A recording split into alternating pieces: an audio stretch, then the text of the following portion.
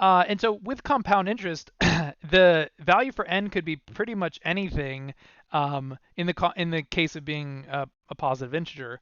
But annually and monthly are kind of the most typical ones. Another type, which is quarterly, is can be seen sometimes because sometimes financial things are done in quarters, which is 4 times per year or every 3 months of the year.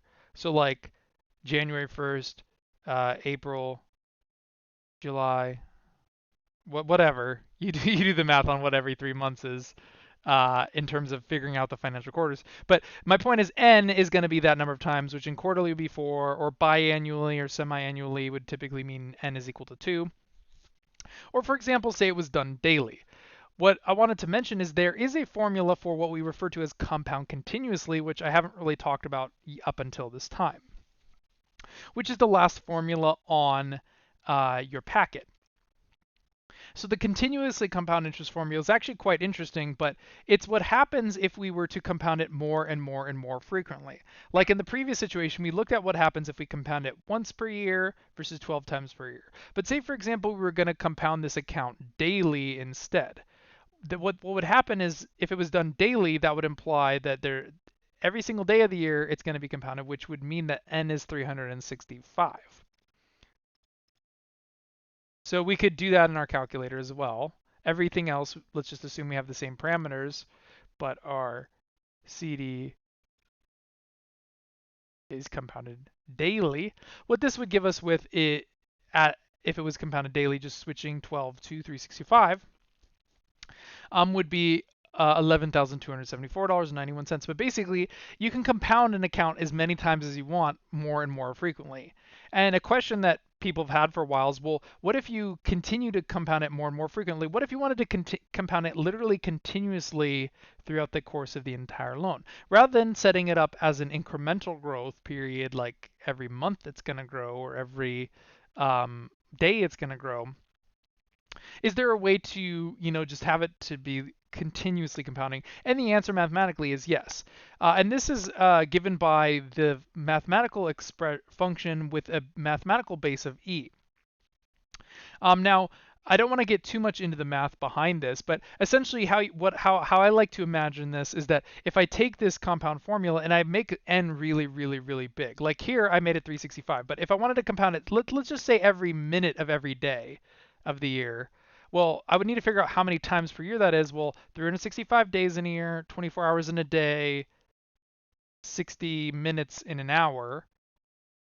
That would be 60 times 24 times 365. That would be n, and that would give you every minute. And then if you want to do every second, but you can kind of imagine that if I'm trying to break it up into more and more increments, what would happen is n would become large. But and this mathematical idea is something which is confronted in calculus, which is what we refer to as a mathematical limit. And if we apply the mathematical limit to the compound interest formula as n approaches infinity, so some of you may have had calculus before, and if not, it's not really. Don't really sweat this because I just wanted to describe where this formula comes from and why it's true without really getting into the math too technically. But what will happen is it actually morphs into a much simpler formula, which is the principal multiplied by e to the RT power.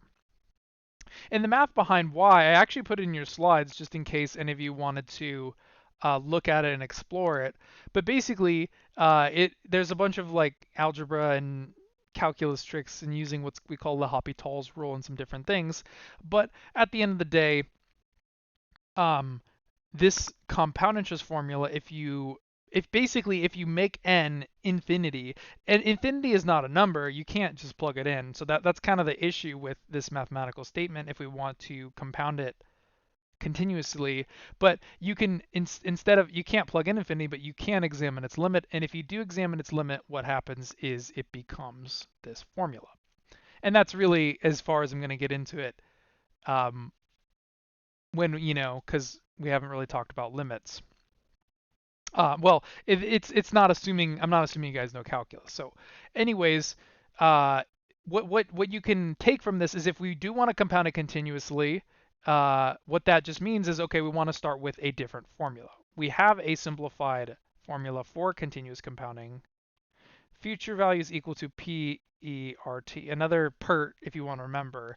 But again, it's an exponential function because it is still compounded, which means it has to the t has to be in the exponent. What's actually also kind of interesting is that the interest rate is also in the exponent, which is a little bit different. And there is no longer n in the formula because there is no number of times compounded. You can kind of imagine as n being infinity, and that's what causes this.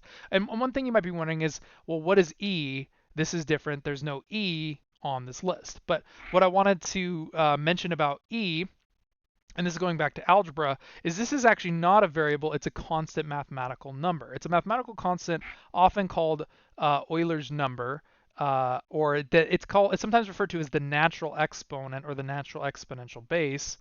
It's actually a very, very important number in math and in calculus and so forth. But that number is something that is actually programmed into almost all calculators and is approximately 2.718. It's kind of like pi. It's an irrational number.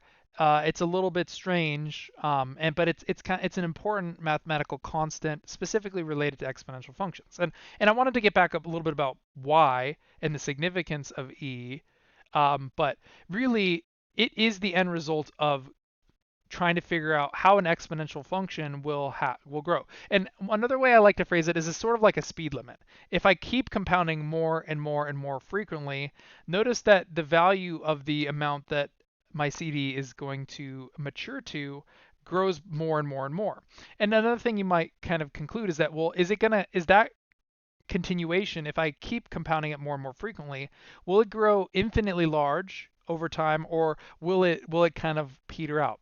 And that's kind of what I'm saying, is that it will not grow infinitely large. It actually gets closer and closer to an exponential speed limit. And that's sort of what E is the cap on growth, where if you're compounding more and more and more frequently, it will approach or get closer to this specific function. Because notice that if I compounded it daily, what I ended up getting was $11,274. And if I compound it continuously, what I would do is I would start with 10,000, multiply by e, and raise that to the interest rate 0.03 times t, 4 years.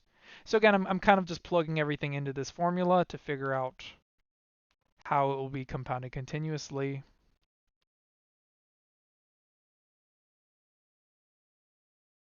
And also make sure in your calculator that you do this decimal value first, the exponent. If you're using a more basic calculator, you want to make sure that e is raised to the 0.12 power, 0.03 times 4. And notice that actually that's the same thing that we did in the multiplier from the simple interest, just r times t, which is in the exponent of e. And essentially, e raised to the RT power is going to give us a continuously compounded version of this interest rate in this time frame. And so it's sort of easy to remember in that sense. But again, at the end of the day, I'm not really expecting you guys to memorize all of these formulas. I just really care more about you understanding when to use them and kind of differentiating between them. But basically, that leaves me with approximately $11,274.97, which is the fastest that it could grow under compound interest. And that's kind of like the end point here, is that if I compound it more and more frequently, it will cap out. And ultimately, if we look at all the differences between these numbers that we're getting, there's not an extreme difference between simple interest and compounding it more and more frequently. But as time does progress, it will become more extreme.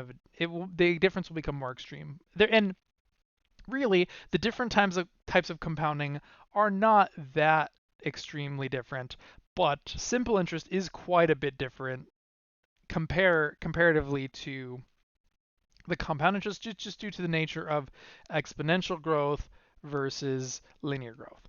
So anyways, that will wrap up the videos on interest, and we'll do a few additional examples on solving some other things in the next one.